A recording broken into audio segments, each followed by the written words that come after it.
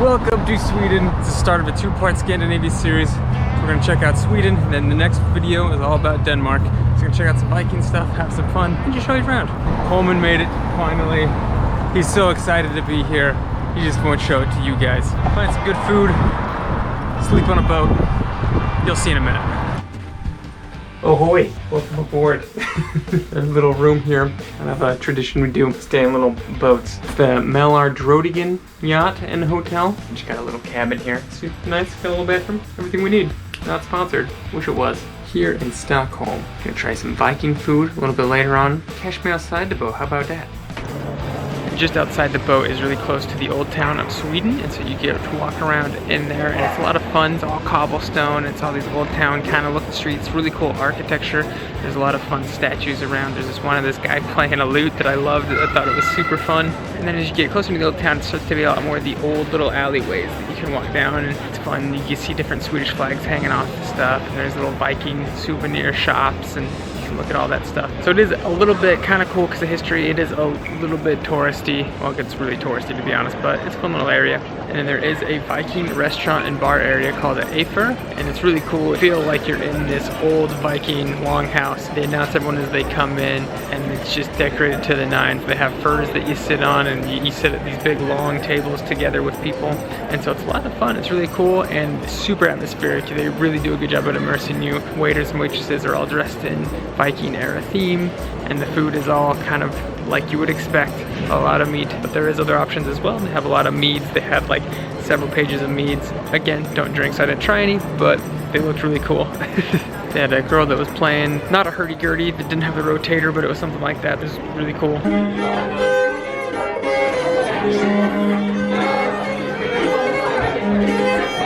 But yeah, the old town's fun to explore. I get a little bit more out of it than I did like Bratislava or something like that. What's your favorite part of the old town, Ben Coleman?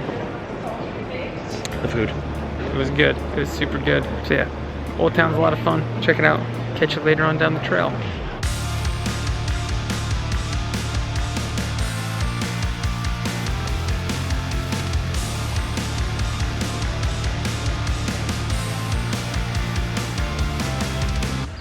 Good morning, everyone. Back day 2 in Sweden. Got ourselves a little city pass so we can go on the hop-on, hop-off buses and get cheaper into the museums. So something I wish I would have done in Paris. So we're gonna hit a couple museums today for you. Some of the cool ones here. We got the Vasa Museum. And no, people from Utah, it is not a museum about gyms. Then we also got the Viking Museum. Let's go check it out, huh? So in the Vasa Museum, they have a massive ship that was built in the 1630s, and it was supposed to be like the crown jewel of the Swedish Navy and one of the most feared ships in the ocean. It made it about a kilometer out from its maiden voyage and immediately sank in the ocean, but it laid there for 330 years, and then they finally were able to get it up in about 1958. They discovered where it was, and it took them 3 or 4 years to bring it back up from the depths. And it's on display now, and it's about 98% intact. It was about 40,000 archaeological finds altogether. So that's pretty sweet, and then they slowly built it together and they're keeping it there to preserve forever. So it's a unique part of history and it takes you back in time. So sometimes your mistakes can lead to greater things in the future. Remember that. But now we're in front of the Viking Museum, so we're gonna go check that out. Alright, the Viking Museum was pretty sweet if you're into history like that. I love history and Viking history, so I spent like forever there. They have different pieces from the past, like jewelry and helmets, and they have stories about everything and explains a lot about the Viking life and culture. They have everything in Swedish and in English. There's parts where they talk about the different cultural aspects as well. They go through the longhouse and how that was like to live there, the different aspects of it, the time frames that it was used. They talk about the rites and rituals, so there's different parts where they talk about the pantheon of gods and kind of what they're about. It was really cool. And then at the bottom there's this little ride thing that kind of takes you through a fun little Viking story. It's nothing super magical, but it's fun. So if you're into Vikings, I really recommend it. It was a good time. But now we're gonna go see another little site right around here in this kind of museum area called Skansen Kronan. It should be interesting. It's like you'll see.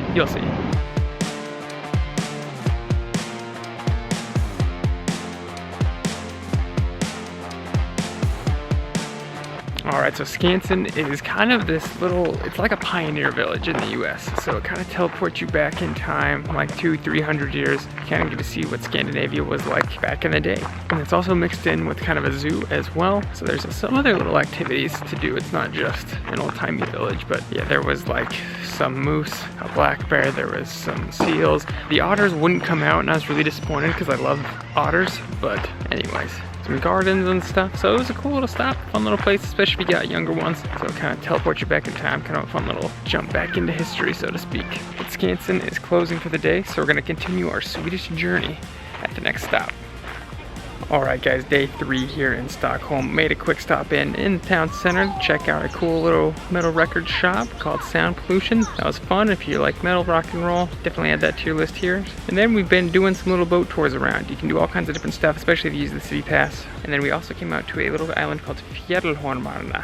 Something like that. I don't know. It's just this little island out here, and they have some little villages, but there's a few art things as well. There's a glass blower, there's a little pottery stand, and you take this boat out here. It takes about 15 minutes to get out here, because that's some of the real beauty of Sweden, is getting out beyond the cities, into the woods, into the islands, navigating the archipelago. And honestly, we're not even that far out of the city.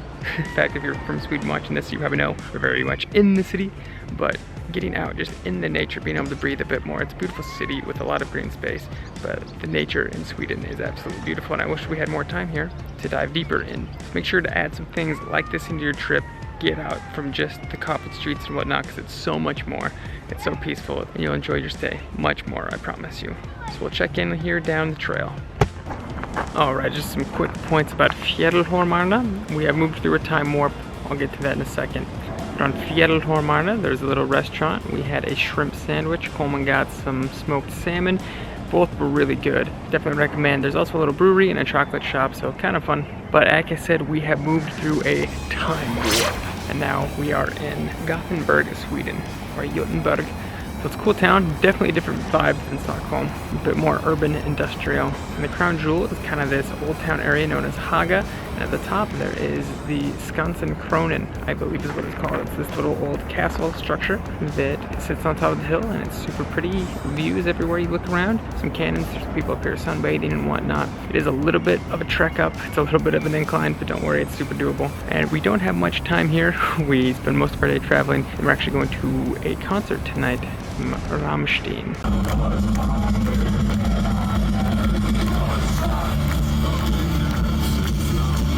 It's fun. Half the town is a bunch of people in black, a bunch of crazy metalheads here for the big show. So that's very fitting, because Gothenburg is somewhat the heavy metal mecca. For some reason, this is like the place to be for metal.